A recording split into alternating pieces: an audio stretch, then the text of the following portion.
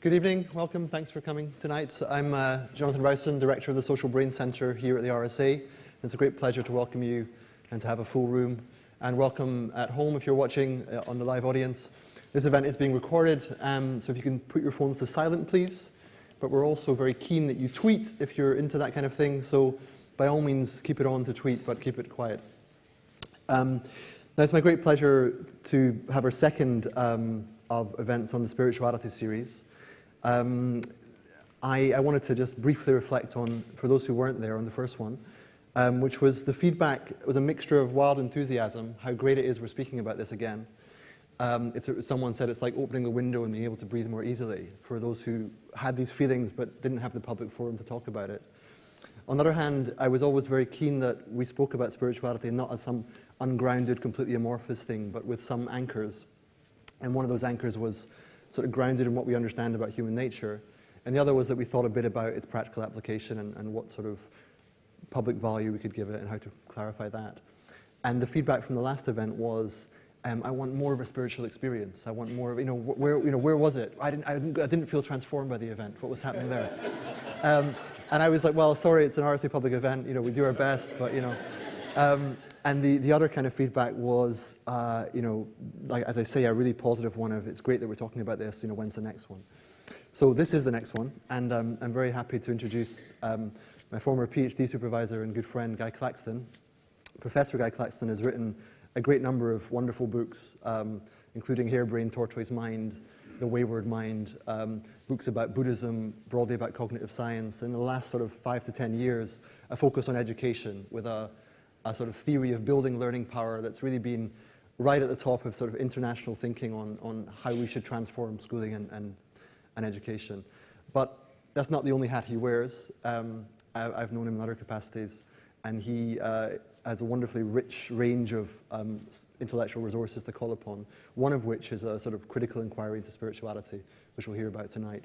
He's currently professor of real-world learning at the University of Winchester, and he's very into thinking about the real world and being robust about the relevance of these things, but at the same time has some wonderful flights of fancy as well, which I hope you'll share tonight. So it's a great pleasure to introduce Guy Claxton.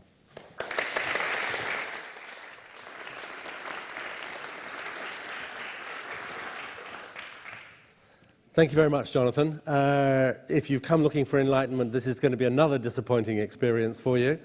This is ideas about, rather than any particular kind of transformative experience. The other thing I should correct is that I was professor at the University of Winchester until 3 weeks ago, and now I'm retired. I'm officially a free-range human being. No more battery chicken for me, and I'm enjoying the freedom, I have to say. And one of the freedoms is being able to take up this really great invitation to revisit and refresh and rethink again about some of the areas that have really interested me as a hopefully developing human being and also as a cognitive scientist throughout my career. I was slightly intimidated by the idea that I've only got 20 or 25 minutes, so I'm actually going to try and, the only way I could think of making myself concise enough was to stay fairly close to a script. So I hope you'll forgive me. It's unusual for me to do this, but then it's also unusual for me to speak for anything less than about 2.5 hours. So be thankful for the fact that I've harnessed myself to a bit of a script. What I want to say about embodiment is part of a broader picture of spirituality which has been growing in my mind, and it's not anything particularly new or novel, but I don't have time here to do justice to the big picture.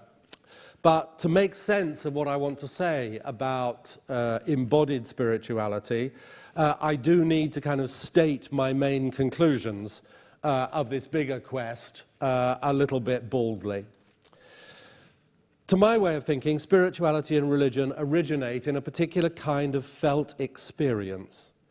These experiences are typically short-lived, surprising, and uncontrollable, but they seem, to the person having them, to be highly significant and highly attractive. They go by a variety of names in different cultures: Kensho, Satori, The grace of God, sometimes mystical experience, although that gets muddled up with visions and special powers, of which we'll say a little bit more as we go along.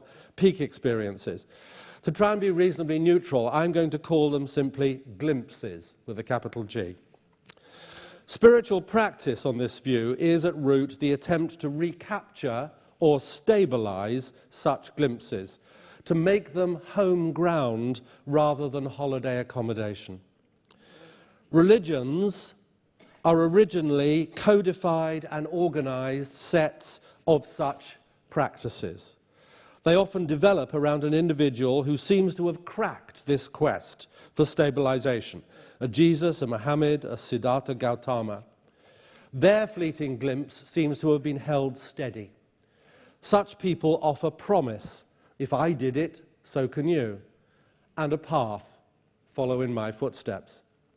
But the path has many potholes and pitfalls, most of which I'm going to pass over this evening, but I must mention one. One of the apparent consolations of religion is an escape from death.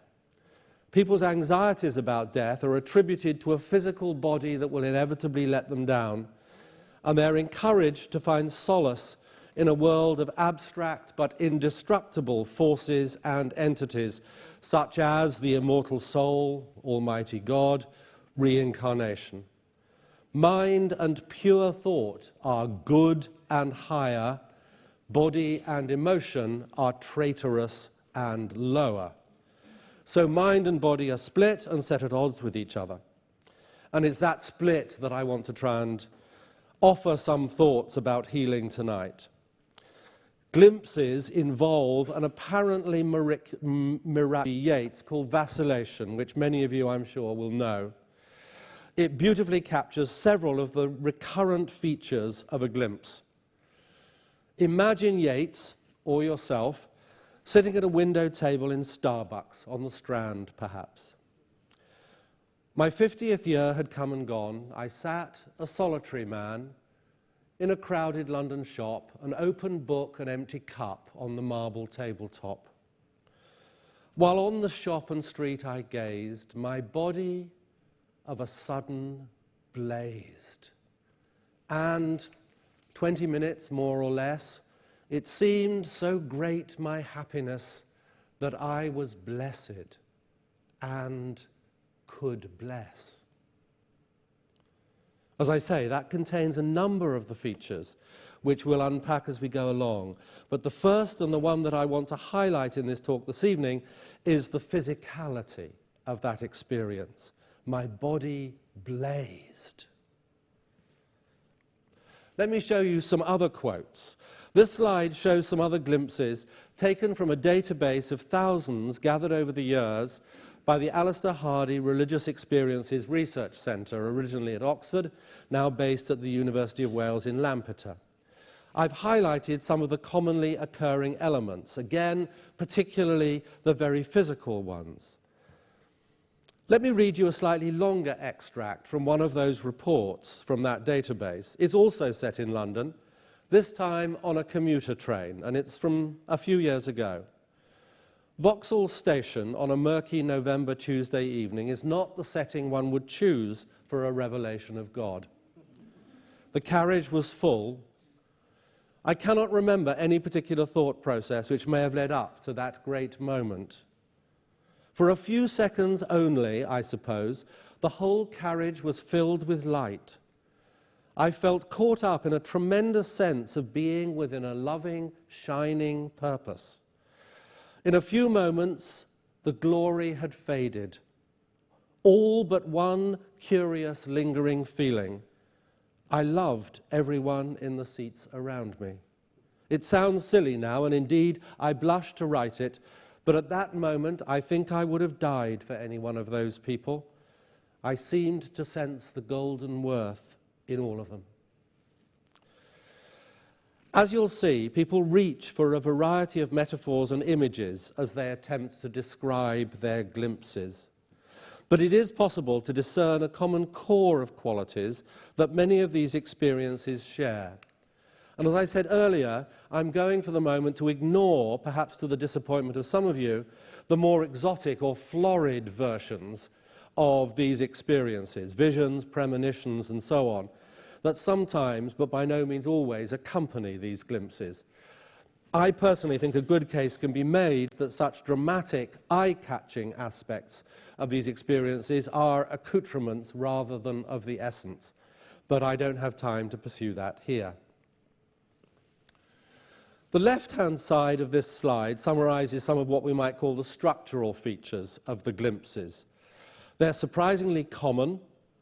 In surveys, up to 50 or 60% of people admit to some such experience, and they are very frequent in teenagers too. Such experiences tend to be underreported, however, partly because they're seen as highly personal and private, partly because they're hard to talk about, and partly for fear of being thought odd. They're usually fleeting. Yeats's 20 minutes, more or less, is common, though some come and go in a few seconds, and a few are more lasting, such as that of the British scientist John Wren Lewis, who wrote a wonderful book about a near-death experience that he experienced in Thailand, which left him with an irreversible transformation of exactly the kind that I'm talking about this evening, in an as yet unpublished book, unfortunately, called The 9:15 to Nirvana. And these experiences vary in their intensity, some being pleasant but not momentous, while others seem to strike at the very foundations of our normal ways of perceiving and feeling. Glimpses seem infuriatingly elusive. They appear out of the blue and disappear again of their own accord, and cannot be held on to deliberately. Indeed, the deliberate attempt to control them seems to make them slip away all the more. Nevertheless, despite their evanescence, they're regularly felt not to be illusions, but concrete reality in some sense unmasked, things unusually accurately and intensely perceived. And, as I've already noted, they also seem frustratingly hard to capture in words. As the English philosopher Alan Watts once put it, the aftermath of a glimpse may require an effort to try to speak the unspeakable, scrute the inscrutable, and F the ineffable. Despite this difficulty, there do seem to be a number of common characteristics of a glimpse that can be described relatively easily, and they're listed on the right-hand side of the slide.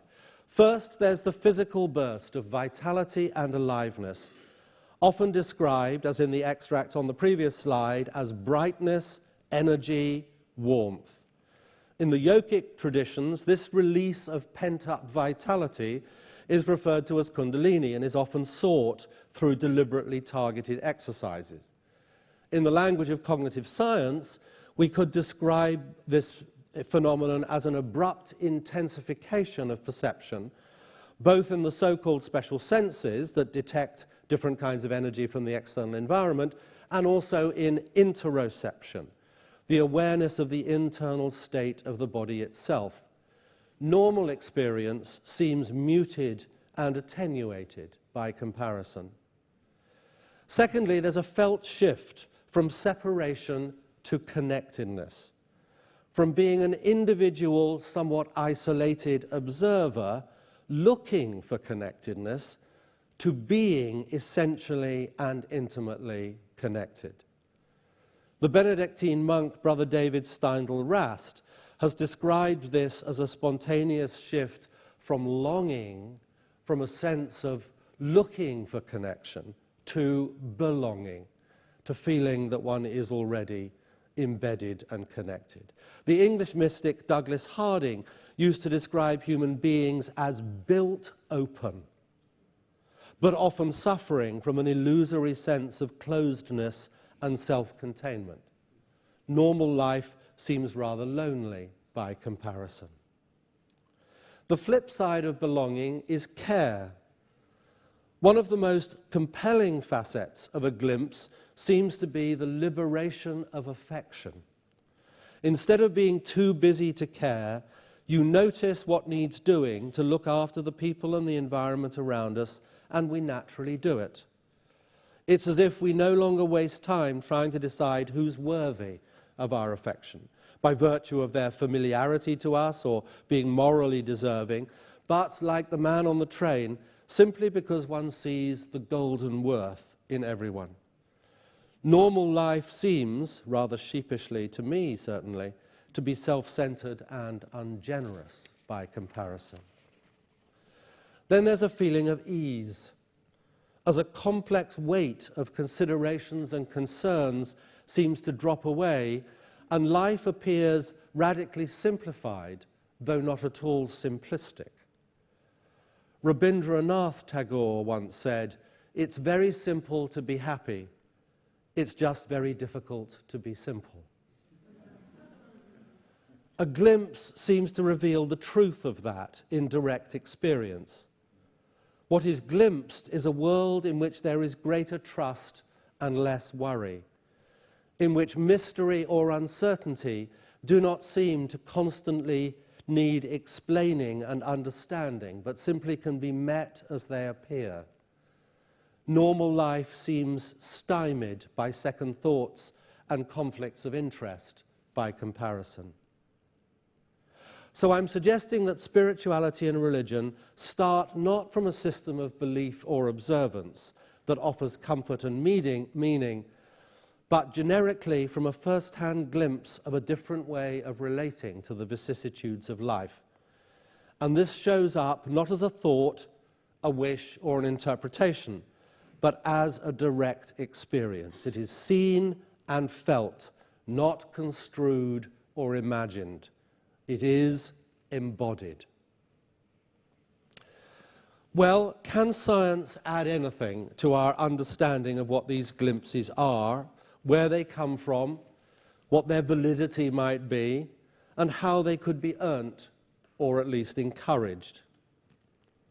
I personally think physics was a false dawn in this respect. Yes, I bought the Tao of physics, but I never really bought it. The idea that the key to happiness lay hidden in quantum uncertainty and microtubules seemed as unlikely and as exotic as the idea that the Archangel Gabriel might swoop down in a burning chariot and carry me off to paradise. But now I think the scientists of embodiment are on to something. Here are a few of the pioneers. Andy Clark, Professor of Logic and Metaphysics at the University of Edinburgh. Francisco Varela, sadly deceased. Susan Hurley, sadly deceased. Geoffrey Gray, sadly deceased. Mark Johnson and George Lakoff. Actually, at the last minute, I did add one physicist, and some of you will have spotted him, David Bohm, because latterly he was really more of a spiritual inquirer and a psychologist than a physicist. Let me try to give you a few illustrations of what they've been up to and how this body of work is beginning to illuminate those elusive glimpses. To do so in the time, I'm afraid I'm going to have to ignore many of the technicalities with which some of you, I'm sure, will be familiar, and make use of a variety of metaphors myself to try and get things across quickly. Let's start with systems theory. At the most general level, there's a deepening understanding of human beings as biological systems, technically complex, adaptive, dynamic systems. Biologically, what that means is that we are, in essence, much more like clouds or whirlpools or waves than we are like, for example, snooker balls. We see ourselves as mid-level entities, operating in time scales from seconds to years and sizes from millimeters to kilometers. But that's only the view from one level in a big hierarchy of nested systems. If we only stay at that level of description, we miss important things about ourselves. Like the cloud or the whirlpool, we have the appearance of semi-stability only because we're in constant interaction with wider systems that keep, quite literally, whipping us into shape. Bodies and minds are semi-stable forms that are composed of constantly changing and constantly interacting stuff. Try to take the whirlpool home in a bucket and you will be disappointed. Waves don't carry the same water forward. They're born, so to speak, have a life, travel, interact and die because they're constantly being whipped into shape by a complicated dynamic interaction between deeper ground swells, currents, wind forces, the phase of the moon, the rotation of the earth, and the wake of a tanker that passed half an hour ago. Conscious mind, we might say, is a kind of phosphorescence that can appear to crest each wave if further conditions are fulfilled, the presence of moonlight, for example. Consciousness is spume or spindrift. If I were to really see myself in this light as a temporary form created out of wind and ocean and moon, not just to entertain the idea, but to know that that is what I am, things would certainly look very different, especially the inevitability of death. Astonishingly, right here and now, the world is Guy Claxtoning in a particular, and it has to be said, rather peculiar way. This talk should actually be billed as by the world temporarily masquerading as Guy Claxton. The body is what connects us to these wider forces, a dynamic pattern of sensibilities and concerns that are in constant resonance with the larger systems within which it is implicated. David Bohm referred to this wider swirl of energy and information as the implicate order, which explicates itself from time to time as a Guy or a Jonathan. Disconnect me from this incessant flow of perturbations and resources, and like the whirlpool in the bucket, both body and mind immediately begin to disintegrate.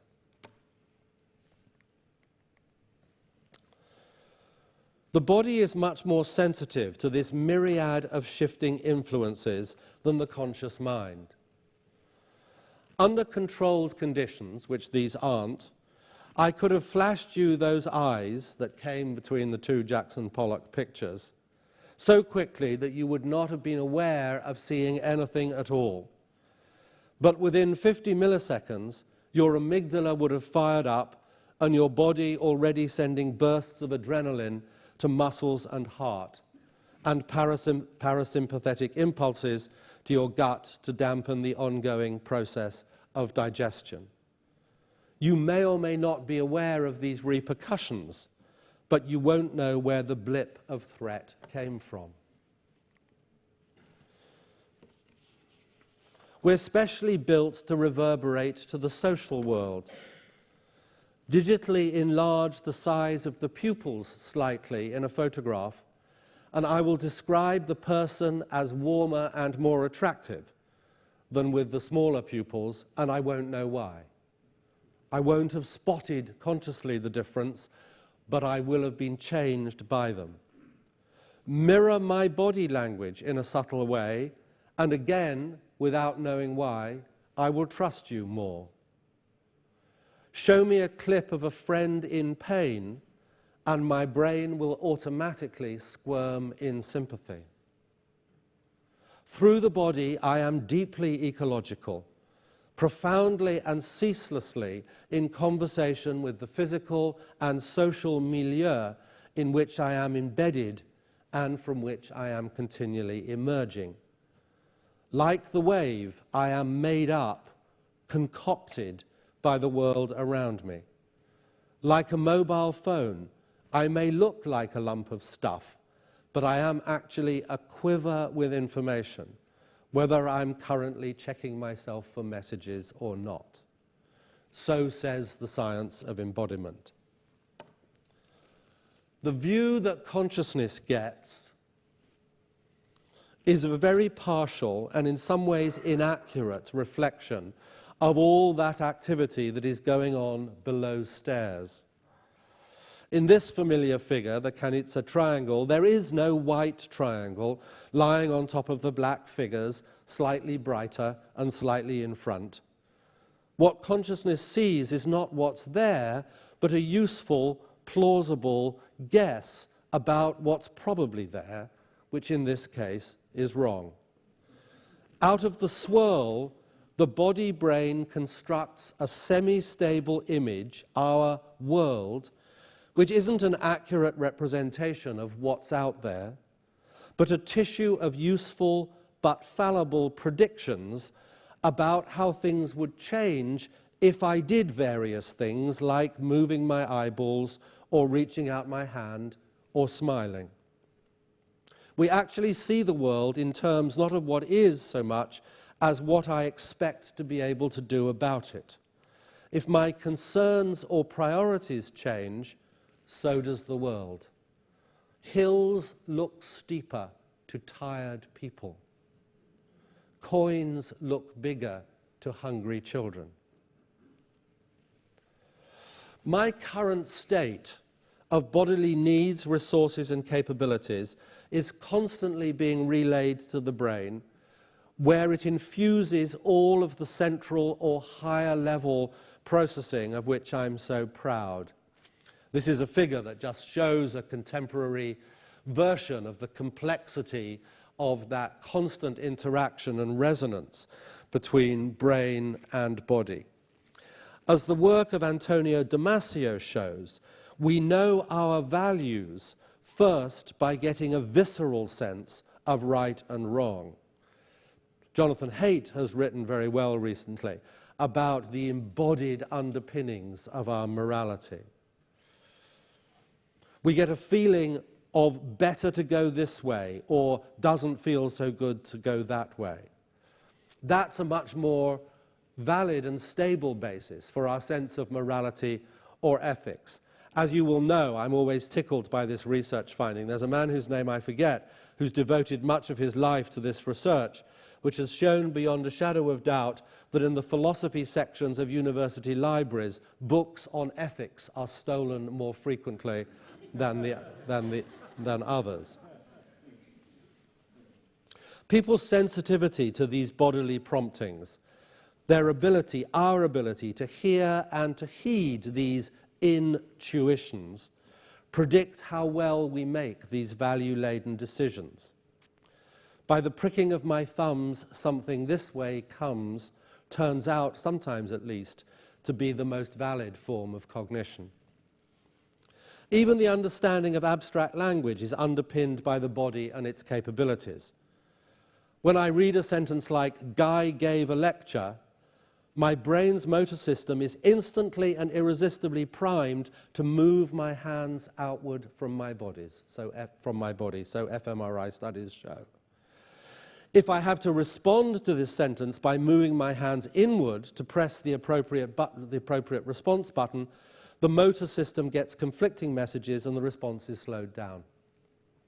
If I had read, Jonathan took Guy's point, exactly the reverse would have been found. Abstract thinking never loses its roots in the bodily bedrock of sensing, acting, and feeling. The idea that cognition and emotion, mind and body, come from different realms and are constantly at odds with each other just doesn't hold. When I get a joke, comprehension and feeling are locked together. Merely understanding it is quite a different thing. When I'm touched by Billy Elliot's dad's change of heart and his decision to risk his social position to support Billy's dream to be a dancer, my appreciation doesn't just happen in my head, it happens in my chest and my throat and my eyes as well. When I gaze at a picture in an art gallery, I'm not thinking much, but my whole being is reverberating with a deep kind of knowing. As Suzuki says, the experience is aesthetic precisely because it is not clearly explicated. In these kinds of experience, our reactions are not considered. They well up from deep inside us. Sometimes they catch us by surprise and often remain unexplicated. But are these moments of being touched or moved or of getting a joke, are they rare moments of embodiment? Or are they glimpses of a constant state of embodiment? Are we always like that, but just not noticing it? David McNeil, a venerable psycholinguist at the University of Chicago, has suggested that all our actions, utterances, and thoughts well up inside us, starting from a deep visceral seed of meaning or intention. Like a bubble released from the bottom of a pond, or a baby gestating in the womb, the intention gradually swells in size and complexity till it breaks the surface, so to speak, as a well-formed action or thought. Or most commonly, as some combination of thought, action, and feeling. We gesture as we speak because gesture and utterance started from the same seed, but took different branches along the way, and carry different facets of the original intention.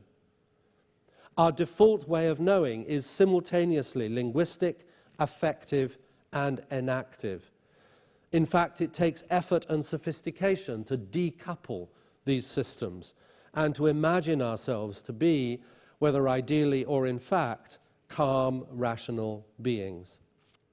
So perhaps it is all welling up, but we just don't notice it. The process of welling can be too fast to catch, so it looks like the thought has sprung fully formed into our minds, indeed was actually produced in or by our minds. And maybe we've just become neglectful. We simply fail to notice the less clear precursors of our thoughts and deeds.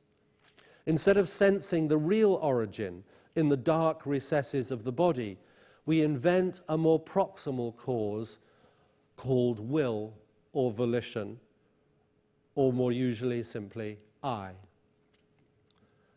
Perhaps that is what people see and feel in a glimpse. They feel that reintegration and unpent-upness.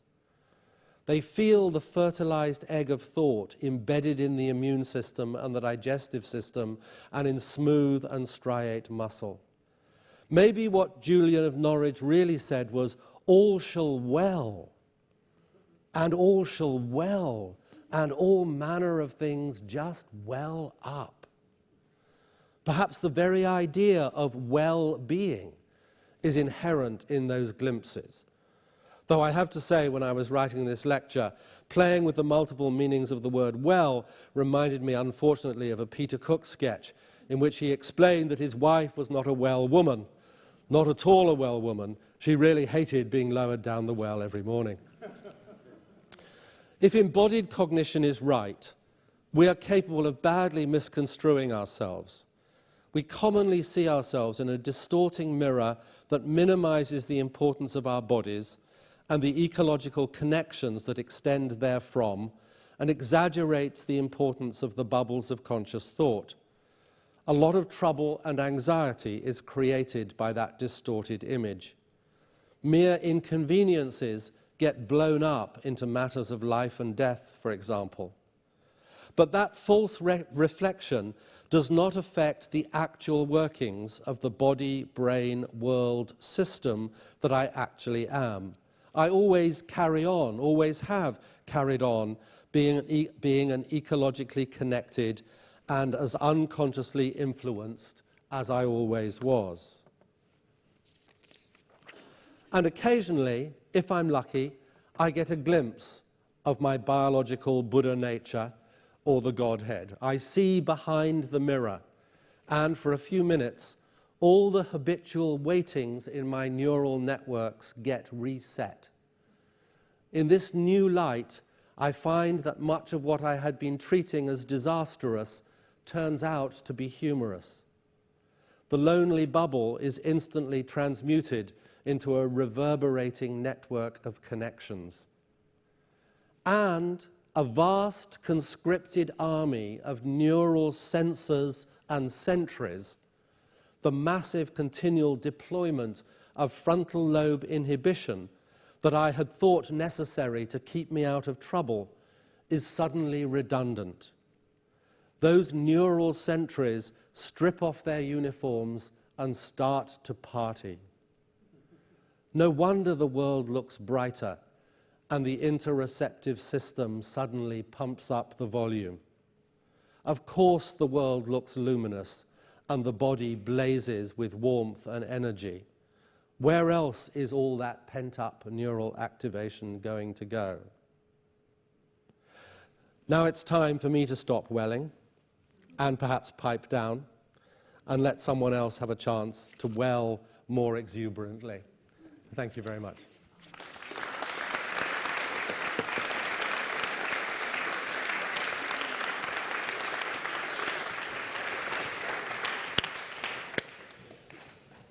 Gosh. Thank you. I feel rendered somewhat mute, but I'll do my best to. I'll do my best. Sit. We could just sit. We could. That would be unorthodox, but we could just sit.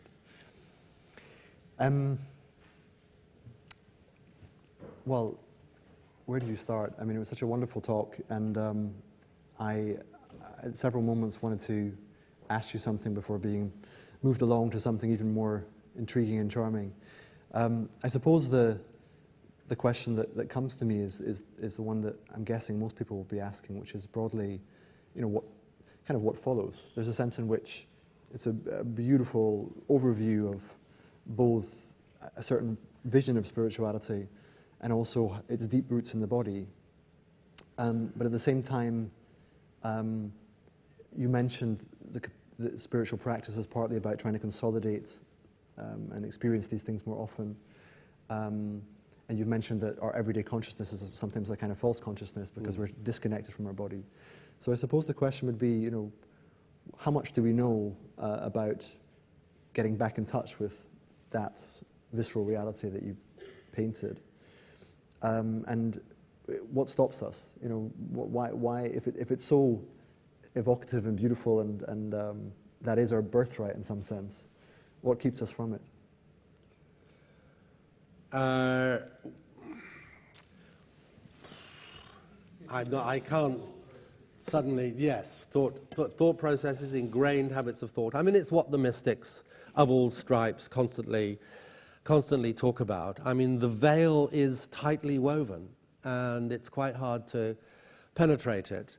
I suppose, I mean, the only sort of inadequate answer I would give would be to draw on the fact that there are different, in the yogic traditions, there are different kinds of yoga, aren't there? There is the hatha yoga. You could pursue, if you buy the story, you could go in a number of different ways.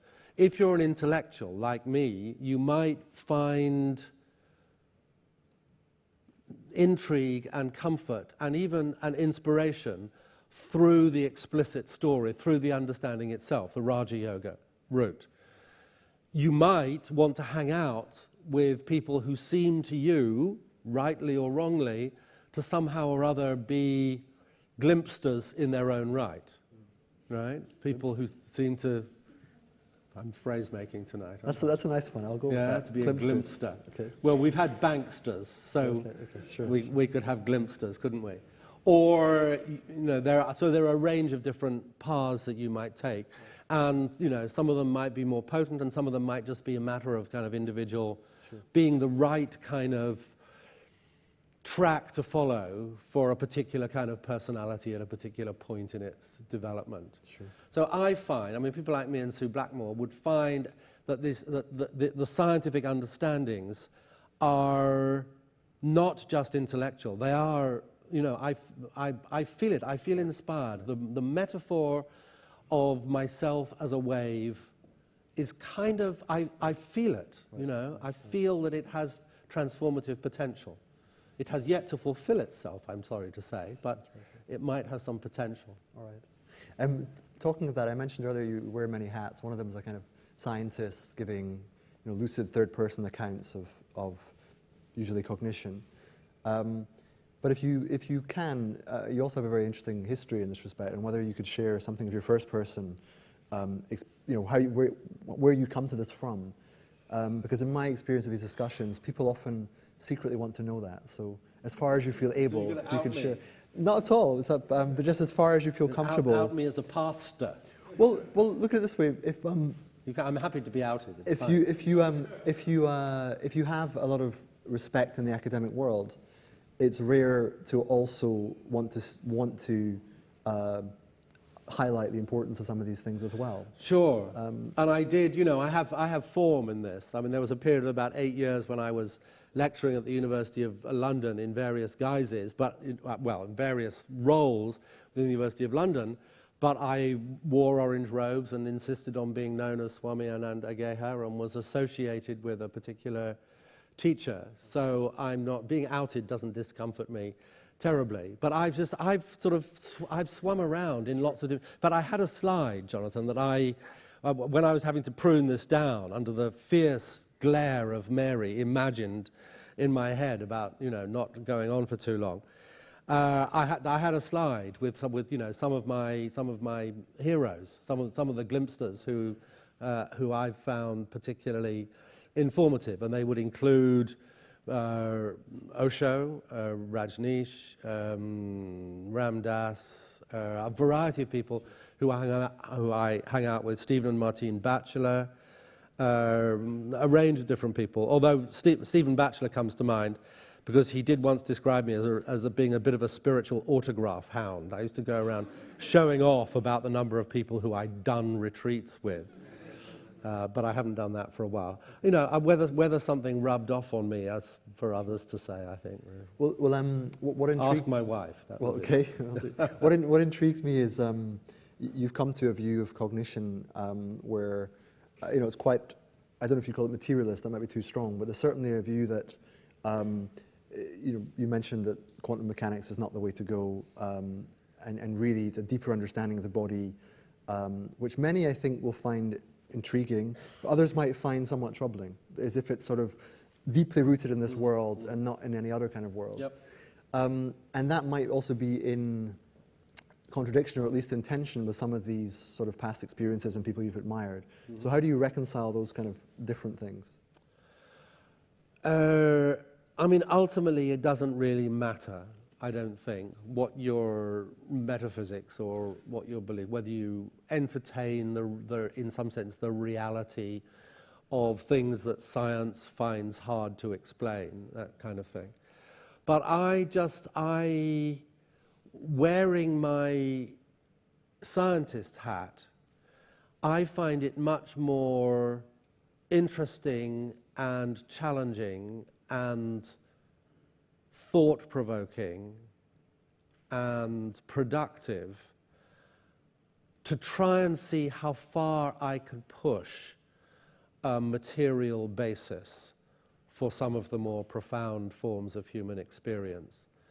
And I find myself wanting to resist, not necessarily forever, but for the time being, a leap into the assumption that we have to move into the world of the supernatural in order to explain some of these phenomena.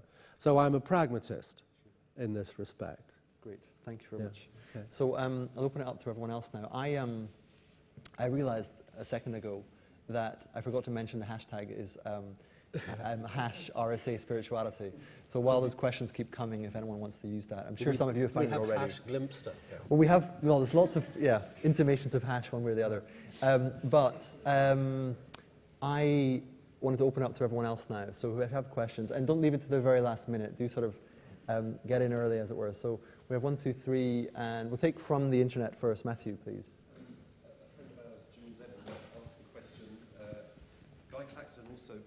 Guy Claxton also needs to grapple with the fact that ecstatic experiences can feel out of body.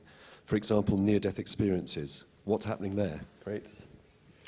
I'm going atheistic on what I call the florid stuff tonight. I don't have much personal first-hand experience of them, and therefore I don't feel either scientifically or personally qualified to talk about them. And I know that some people find that deeply disappointing, because for them spirituality inheres centrally and importantly in what I'm calling rather disparagingly the florid stuff. I'm just sorry about that. I don't do it.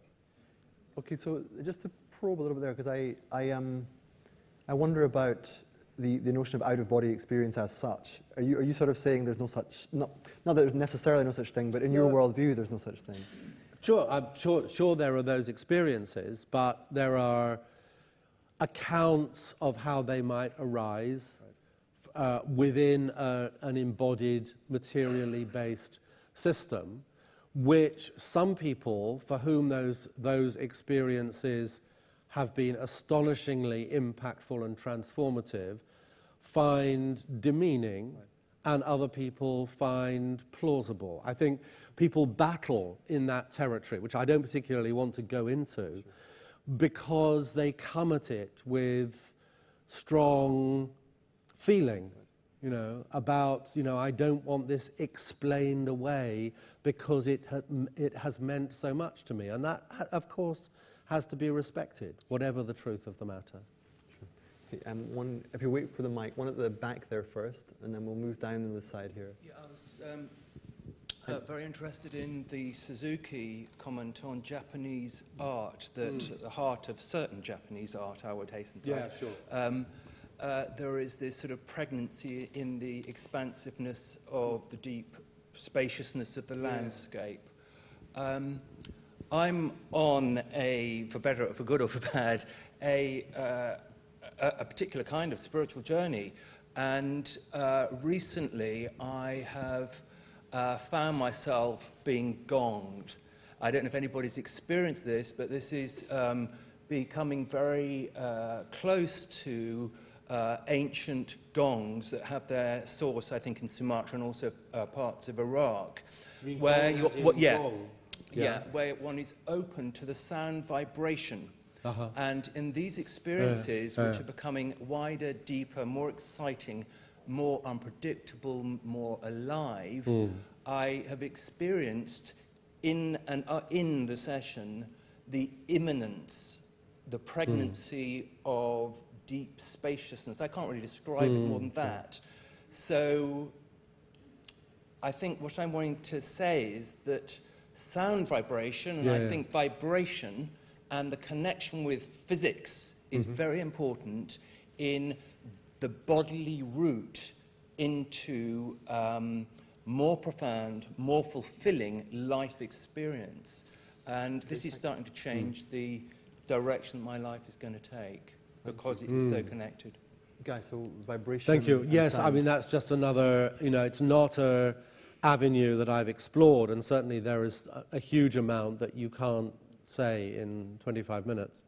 But I would think that would be, I would want to, explore that more and to try and understand. I would want to come at that and say, wouldn't it be interesting to try and find some kind of biologically based account for that? And other people might want to say, this is the music of the spheres that I've become attuned to, or whatever. Yeah. Okay, we had one over here. Yeah, just wait for the mic, please. There's a lady over there. Yeah. Hello, thank you for the really interesting talk. I have had a glimpse, but that I don't feel was the be-all and end-all of spirituality. I'm a chartered scientist, I'm a consultant psychologist, but I'm also a spiritual healer.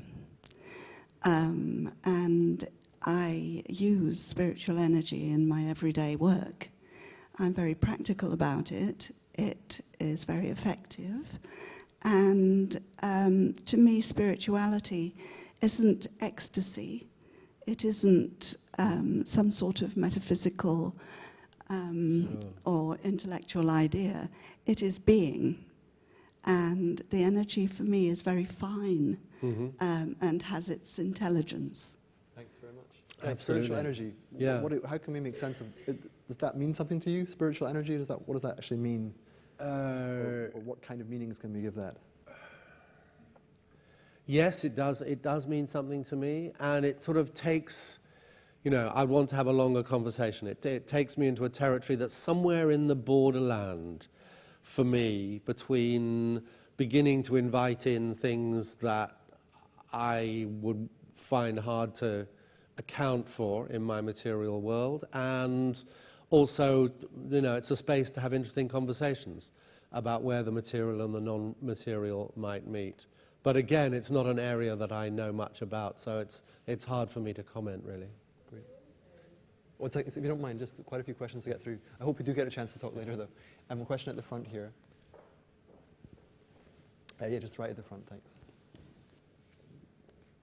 I too enjoyed your talk, particularly your use of language, which was very rich and poetic. And there was one statement that you made about one of the Alistair Hardy experiences you quoted, which contains an apparent paradox, which I'm interested to find out your take on it. And that's where you said, those experiences unmask concrete reality, whereas our body seems to be the most concrete perception of reality, and yet there's something more concrete out there that's not matter. Or is there? Well, you won't surprise you to know that I don't want to go down that road. It's like there are relative degrees of reality. I'm not sure, if you start talking about ultimate reality and Atman and Brahman and so on, I'll let that one go.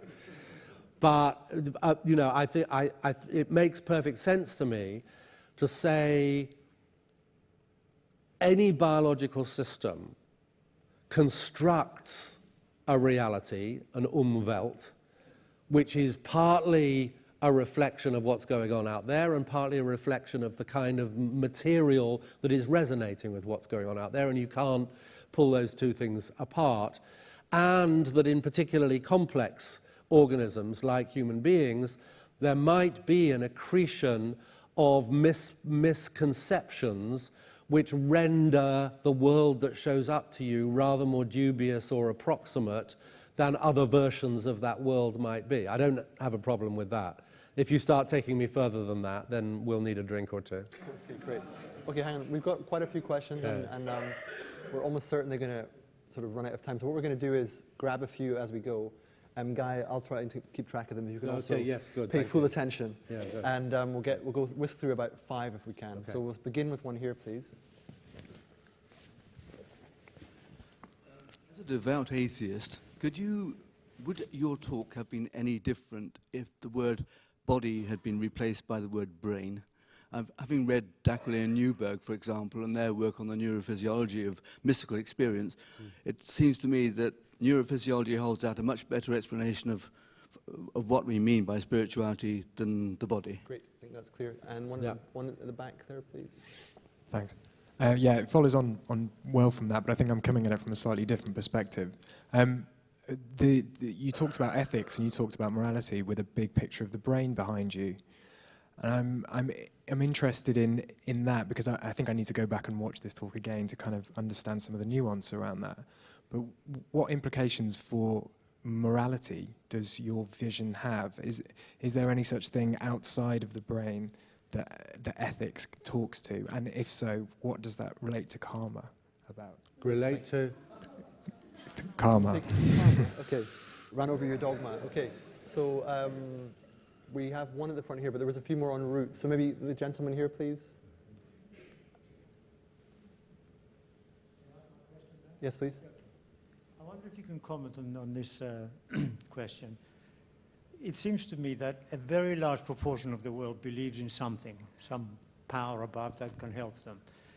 I believe it's the ancient Greeks who coined the expression, death starves us of life, so we invent our own immortalities. Sorry. I believe it's the ancient Greeks who coined the expression, death starves us of life, so we invent our own immortalities. I wonder if, what you believe, I mean, in terms of the fact that we are biological systems, could we perhaps be born with some innate ability to desire a higher power to protect us from the inevitable? Okay, some sort of, I think, that adaptive power of belief. Are you keeping track? Yes, and we'll take this one. Any other hands that you sort of take them while you can? Okay, we have 2 in the same row, 2 at the side, one from Mark. Okay, this is going to get interesting. We'll take. Yes, please. If you keep it as brief as you possibly can, please. Right. Very simply. Where are you? I'm over here. Okay. I think I'm here. Just very simply, I'm trying to understand why one tries to explain experience in a bodily or a brain functional sort of perspective, why it is sort of somehow demeaning or taking away. Because for me, the miracle of the body, the miracle of the brain, I mean, is phenomenal. So I think that's great. I think we can probably take that as answered almost. Sure, Okay, and one here right next to you, please. Hi, thanks. Hi. I wondered if you could say something about the role of the our senses, and how the arts might be a language for culturing glimpses through the senses. Yep, understand. Great. Great, and we had a few over here. Oh my goodness, this is terrible. Okay, No. we'll take one from more from the internet just to let them know we're still listening, and then we'll take Mark just after Exert that. control, Jonathan. Well, we have a little bit of slack here, so as long as no one's rushing out, we're all right. Okay, Mark. Matthew. I have a question from Twitter from Siva. Your view pits the mind and intellect against our innate bodily capacity to glimpse. Are they at odds? Okay. No, it doesn't. No, it doesn't. Okay. I'll answer that one. No, it doesn't. Thank you. Okay, Mark, behind you, please. Shooting the messenger. That's right, I'm not going to shoot the messenger. Okay. Yeah, thanks for the talk. I'm just wondering whether you're at risk of overplaying the body, perhaps understandable given the loss of the body in cognitive psychology, sort of reactionary recovery. Because it just seems to me that we need body and mind.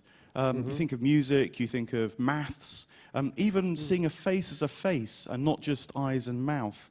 It's got to be surely the both and not overplaying the body, it seems to me. Okay, I'm going to take a drastic decision, which is going to be disappointing to some people, which is not take any more questions, because we have about quite enough to be going on with. So, Guy, the first was, there's a few that are sort of connected. So, the body and brain distinction, how much of this is about body, how much of it's about brain? Let's begin with that. I think a huge amount would be lost. I don't think my argument would collapse if you tried to substitute brain for body, because I think that, first of all, brain is body, so pitting them against each other is daft. Almost like Scotland, England, right? Sorry? Almost like Scotland against England. Don't tempt me there. Don't go there. Is Alex Salmond in the room? No.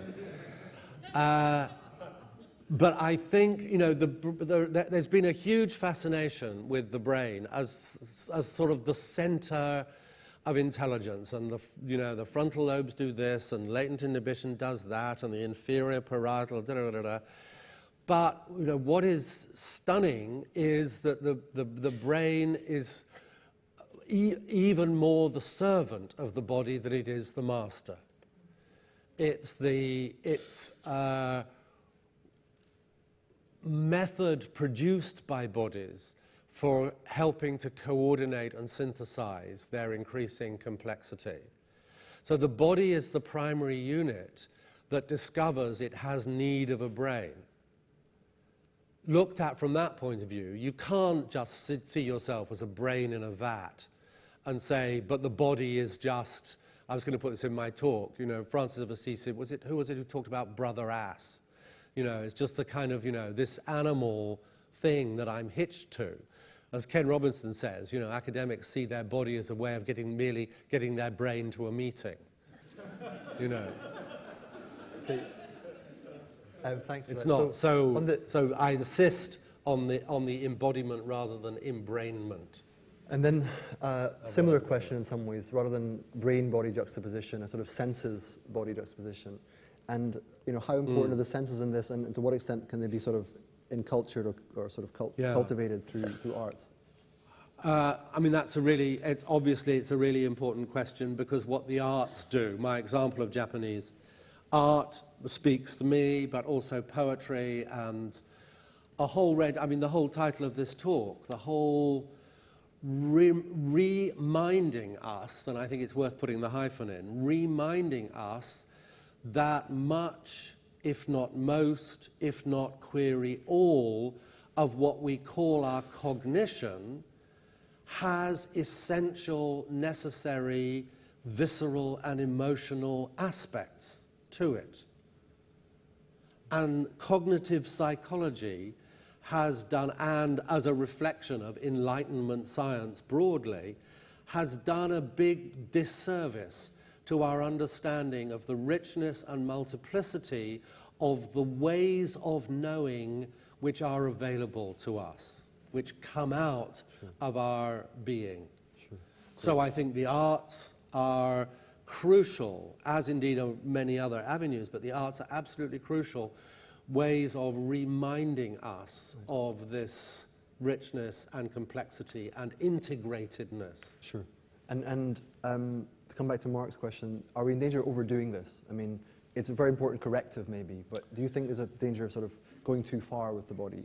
I'd need to, I mean, yes, I can see the danger.